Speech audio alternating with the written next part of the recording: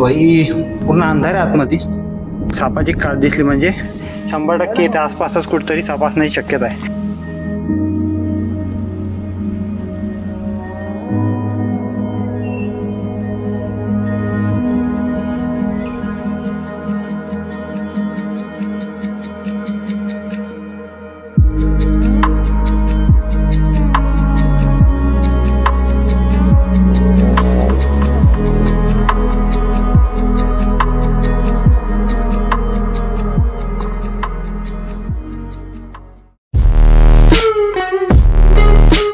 तर जय शिवराय मित्रांनो, स्वागत आहे पुन्हा एका नवीन व्हिडिओमध्ये. तर बऱ्याच दिवसानंतर मित्रांनो आता पावसाळी सीझन आपला सुरू झालेला आहे आणि ट्रेकिंगसाठी आज आपण आलेलो आहोत रोहिडेश्वर किल्ला करायला, ज्याला की विचित्रगड म्हणून सुद्धा ओळखलं जातं. तर या गडाचे आपण आज ट्रेक करणार आहोत. तर इथपर्यंत यायचं कसं, तर आम्ही आता पुण्यावरून आलो आणि खास म्हणजे आम्ही आज महामंडळाच्या बसने आलो. तर इथपर्यंतचा प्रवास कसा केला आम्ही हे तुम्ही आता बघा. तर नमस्कार मित्रांनो, सकाळचे 7 वाजलेत आणि मी आहे सध्या पुण्याच्या स्वारगेट बस स्टँडवर. तर भोरला जाण्यासाठी आपल्याला इथूनच बस मिळणार आहे. समोरच आपली भोरला जाणारी बस उभी आहे.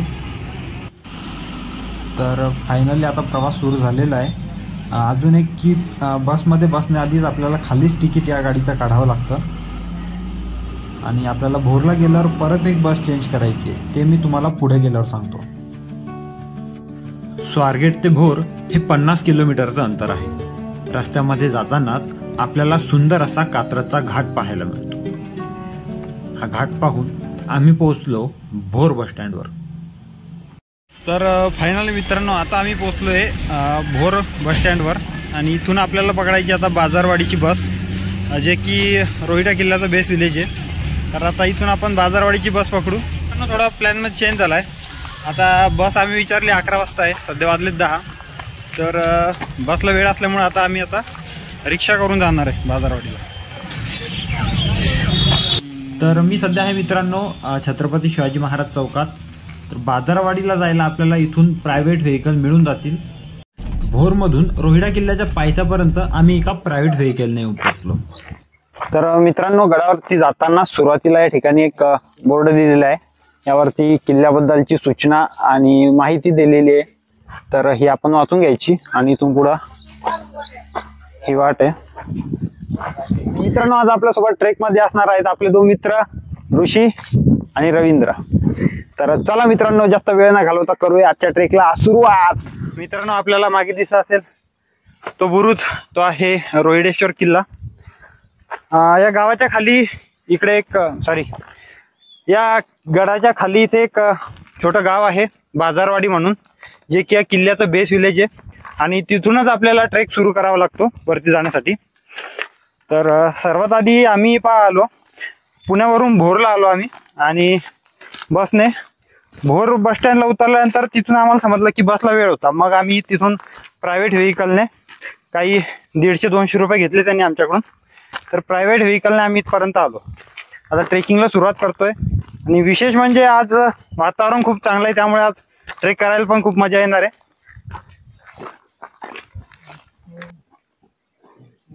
आभाळ बघू शकता मित्रांनो किती आलंय, एकदम पूर्ण काळ झालेलं आहे. आणि या साईडला इथं बघू शकता तुम्ही, त्या ठिकाणी पाऊस सुरू आहे. हा आपला किल्ला आहे आणि हा दिसतोय हा असा हा सरळ असा रस्ता आहे, एकदम सरळ ट्रेक आहे. पुढे गेल्यावर किल्ला ट्रेक जास्तीत जास्त म्हणजे 1 तासात हा ट्रेक आहे. जास्त उंच किल्ला मला वाटत नाही हा, आणि किल्ला पण छोटा आहे, त्यामुळे 2-1 तासात आपला कव्हर होऊन जाईल पूर्ण. रोहिडा हा किल्ला महाबळेश्वर डोंगररांगेमध्ये बसलेला आहे. या किल्ल्याची समुद्र सपाटीपासूनची उंची ही 3600 फूट एवढी आहे. रोहिडा किल्ल्यावर जाण्यासाठी 2 मार्ग आहेत, एक बाजारवाडीमधून आणि एक चिखलावडे गावातून. या दोन्ही ठिकाणाहून आपण या किल्ल्यावर ट्रेक करू शकतो. आपला गड आपला अभिमान, रोहिडा उर्फ विचित्रगड.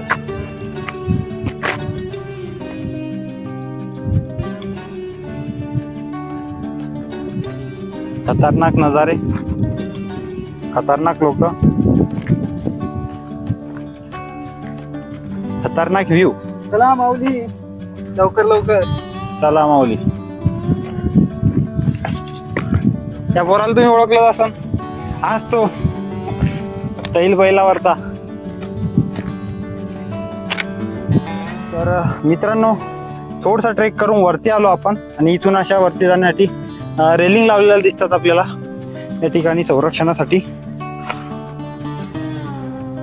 त्या ठिकाणी पण भरपूर अशा रेलिंग लावलेल्या आहेत आणि त्या ठिकाणी बघू शकता तुम्ही एक आपल्याला धबधबा दिसतोय. अजून त्याला पाणी नाहीये. पावसाळ्यात किती भारी नजारा दिसन विचार करा. असा चढून थकून आल्यानंतर मित्रांनो इथे विश्रांती घेण्यासाठी अशा प्रकारे काही बाकडे लावलेले आहेत. काय झालं रे? गरम आहे पण विश्रांती तुम्हाला चांगली मिळेल. भाई मला तर आज म्हणजे आता फक्त व्ह्यूज पाहत वाट लागला. सगळीकडे मस्त हिरवं झालेलं आहे, वातावरण पण क्लीन आहे. थोड्या वेळ आधी पाऊस पडत होता पण आता जरा ऊन पडलेलं आहे.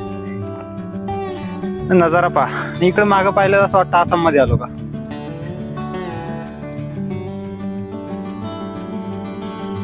या ठिकाणाहून इथनं वरती जायला रस्ता होता पण तो आता बंद करण्यात आलेला आहे.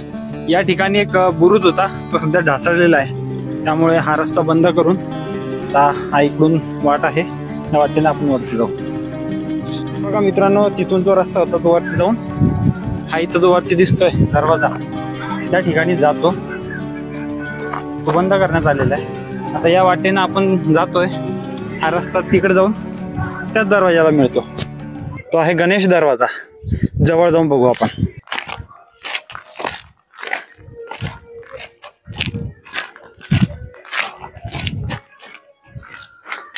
तर फायनली मित्रांनो आपण गडाच्या पहिल्या दरवाजाजवळ येऊन पोहोचलोय, ज्याला नाव आहे गणेश दरवाजा. त्या इकडे आतमध्ये तुम्हाला जवळून दाखवतो.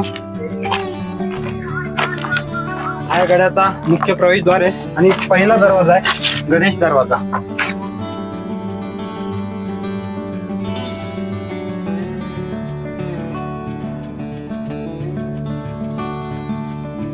बघू शकता छोटाच आहे या आतमध्ये.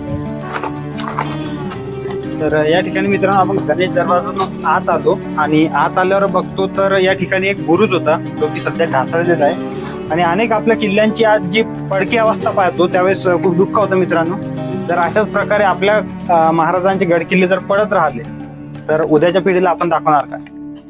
तर बघू शकता मित्रांनो हा बुरुज ढासळलेला आहे आणि दुर्दैव असं की आपल्याच महाराष्ट्रात आपलंच सरकार या गड किल्ल्यांकडे दुर्लक्ष करतं. आपल्या महाराजांचे जे किल्ले आहेत हे खरं आपलं महाराष्ट्राचं वैभव आहे, ते आपण पुढच्या पिढीला दाखवू शकू. तर याच्याकडे थोडं लक्ष दिलं गेलं पाहिजे. चला पुढे आपण किल्ला बघू. तर मित्रांनो गणेश दरवाजातून वर आल्यावर हा दुसरा दरवाजा लागतो आपल्याला. याला दरवाजे नाही आहेत तसे पण छोटासा हा दरवाजा आहे आणि दरवाजातून पुढे वरती जायला मार्ग आहे. इथं काहीतरी दिसतंय आपल्याला. आय थिंक पाण्यात टाकाय वाटतं. खाली काहीतरी भुयार सारखं दिसतंय. आय थिंक गुफा आहे. आतमध्ये जाऊन बघू आपण. भाई पूर्ण अंधार आहे आतमध्ये. हे मित्रांनो पाण्याचा टाका आहे. आतमध्ये पाणी आहे थोड्या प्रमाणात. खूप मोठा असा टाका आहे. फत्ते बुरुज. बुरुज हा पण बऱ्याच प्रमाणात ढासळला होता पण त्याचं थोडंफार काम झालेलं दिसतंय. आणि माझ्या मागे इकडे अशा पायऱ्या आहेत. पायऱ्यांवरून वरती गेलं की पुन्हा एक आपल्याला दरवाजा दिसतो. चला वरती जाऊन बघू. आहे मित्रांनो या किल्ल्याचा तिसरा दरवाजा आणि मोठा दरवाजा आहे हा. आणि या दरवाजाच्या दोन्ही बाजूला जर आपण बघत असू तर दोन हत्तीचे आपल्याला शिल्प पाहायला मिळतात. त्यासोबतच यावरती काही शिलालेख लिहिलेला आहे. या ठिकाणी जर बघितलं तर हे मराठीमध्ये आहे या साईडला आणि या साईडला उर्दू भाषेमध्ये एक शिलालेख लिहिलेला आहे. तर यावरून असं समजतं की ज्यावेळेस आदिलशाहीकडे हा किल्ला होता तर आदिलशाहीच्या काळामध्ये याचं काम झालेलं आहे. आणि या किल्ल्याचा इतिहास सांगायचा झाला तर असं सांगण्यात येतं की ज्यावेळेस बाजीप्रभू आणि शिवाजी महाराज यांची भेट झाली होती ती याच किल्ल्यावर झाली होती. आणि ज्यावेळेस पुरंदरच्या तहामध्ये छत्रपती शिवाजी महाराजांनी मुघलांना 23 किल्ले दिले होते त्यापैकी हा सुद्धा एक किल्ला होता. त्यानंतर काही काळानंतर महाराजांनी हा किल्ला परत घेतला होता आणि या किल्ल्याची आणि भोर या दोन गावांची जी वतनदारी होती ही जी आहे कान्होजी आंग्रे यांच्याकडे देण्यात आली होती. तर अशी या किल्ल्याबद्दलची माहिती आहे. आतमध्ये जाऊ. आतमध्ये एक आपल्याला मंदिर दिसतंय, त्याबद्दल आपण माहिती घेऊ. असे सांगण्यात येते की विजापूरच्या आदिलशहाने इसवी सन 1656 मध्ये या किल्ल्याची डागडुजी केली होती. त्यानंतर छत्रपती शिवाजी महाराजांनी युद्धामध्ये बांदल देशमुख यांच्या हस्ते हा किल्ला जिंकला, पण या युद्धात कृष्णाजी बांदल यांचा मृत्यू झाला होता. तर दरवाजाच्या आतमध्ये आल्यावर मित्रांनो या ठिकाणी बघा 2 अशा देवड्या पाहायला मिळतात.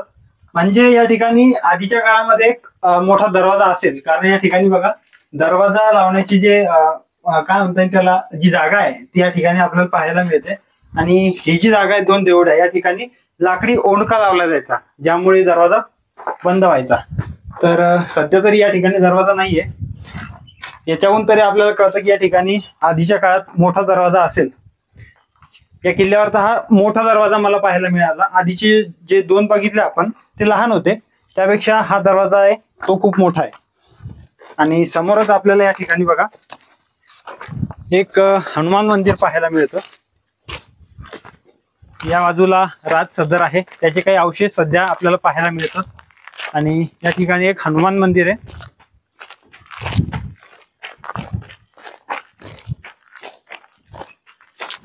बघू शकता मित्रांनो हे हनुमान मंदिर. आणि या बाजूला आहे ती जुनी राज सदर, त्याचे आता पडक्या अवस्थेत आहे, त्याचे काही अवशेष आपल्याला या ठिकाणी पाहायला मिळतात.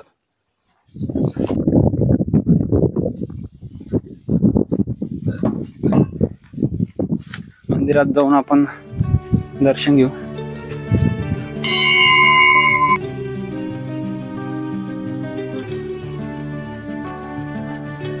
हनुमान मंदिराच्या मागच्या बाजूलाच जुन्या राजवाड्याचे काही पडके अवशेष आपल्याला पाहायला मिळतात. त्या बाजूलाच जुनं असं भैरवनाथाचं मंदिर सुद्धा आहे. त्यासमोरच एक पाण्याचं टाकं सुद्धा आपल्याला पाहायला मिळतं. पावसाळ्यामध्ये या किल्ल्यावर खूप सुंदर असं दृश्य आपल्याला पाहायला मिळतं. या राजवाड्यामध्ये आपल्याला जुन्या मातीच्या भांड्याचे आणि दगडांच्या भांड्याचे काही अवशेष पाहायला मिळतात.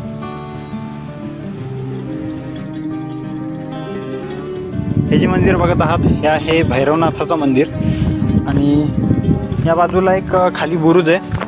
आणि मंदिराच्या बाजूलाच या ठिकाणी बघू शकता एक पाण्याचं भलं मोठं असं टाकं आहे. तिकडे सुद्धा एक पाण्याचं टाकं आहे. आणि माझ्या मागे हा व्ह्यू बघू शकता तुम्ही. एकदम भारी असं वातावरण झालेलं आहे, ढगाळ वातावरण झालेलं आहे. मागं तिकडे त्या साईडला आहे राजगड, जो की पूर्ण ढगात गेलेला आहे सध्या. आणि मागचा नजारा एवढा भारी मित्रांनो की म्हणजे लिटरली सांगतो, गड खूप सुंदर आहे, खूप सुंदर हा गड आहे. म्हणजे मी आतापर्यंत भरपूर किल्ले फिरलो, पण हा गड मला खरंच खूप आवडला. तुम्हाला सुद्धा मी रिकमेंड करेन की तुम्ही सुद्धा या किल्ल्यावर नक्की भेट द्या.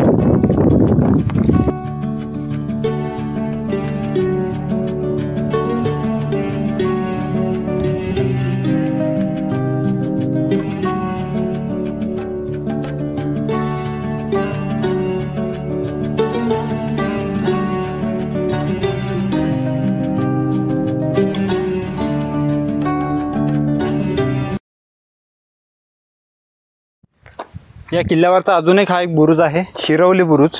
आणि त्या बुरुजावर जायला इथून रस्ता आहे. आपण तिकडे जाऊन बघूया.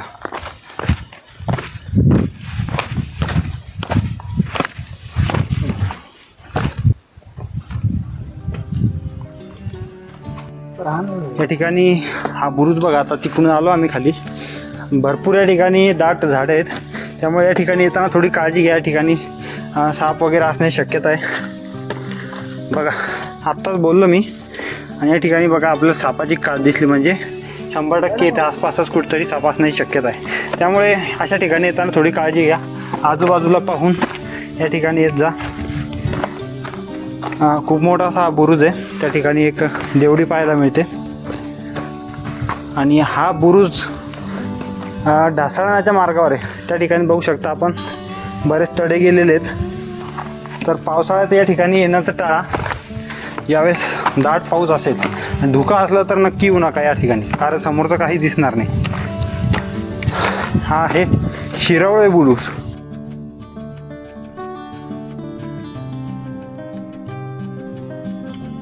शिरवळे बुरुजाच्या पुढे गेलं की आपल्याला चुन्याचा घाणा पाहायला मिळतो.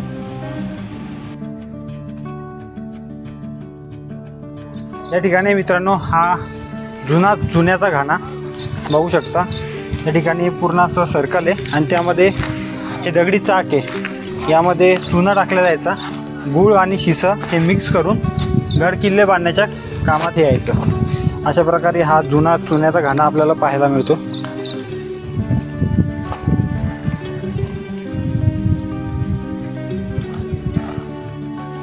रोहिडा किल्ल्यावर एकूण 6 बुरुज आहेत. त्यासोबतच अनेक पाण्याचे टाके आपल्याला या किल्ल्यावर पाहायला मिळतात.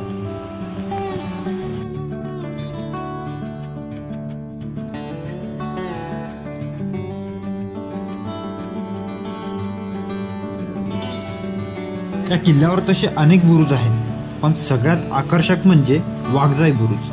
या बुरुजाला अनेक खिडक्या आहेत आणि या बुरुजाच्या समोर दिसते ते वाघजाई मातेचे मंदिर. तर हा आहे मित्रांनो वाघजाई बुरुज. खूप मोठा असा बुरुज आहे आणि बऱ्याचशा खिडक्या याच्यावरती आहे.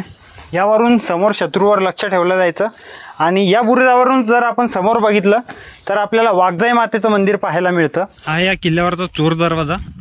इथून बघा हा चोर दरवाजा आहे आणि इथून आपण खाली जर जाऊन बघितलं तर इथनं सरळ खाली जायला रस्ता आहे. हा त्या काळी म्हणजे गुप्त संदेश पोहोचवण्यासाठी याचा वापर केला जायचा. थोडा खूप रिस्की आहे हा रस्ता, त्यामुळे इथून न जाण्याचा प्रयत्न करा.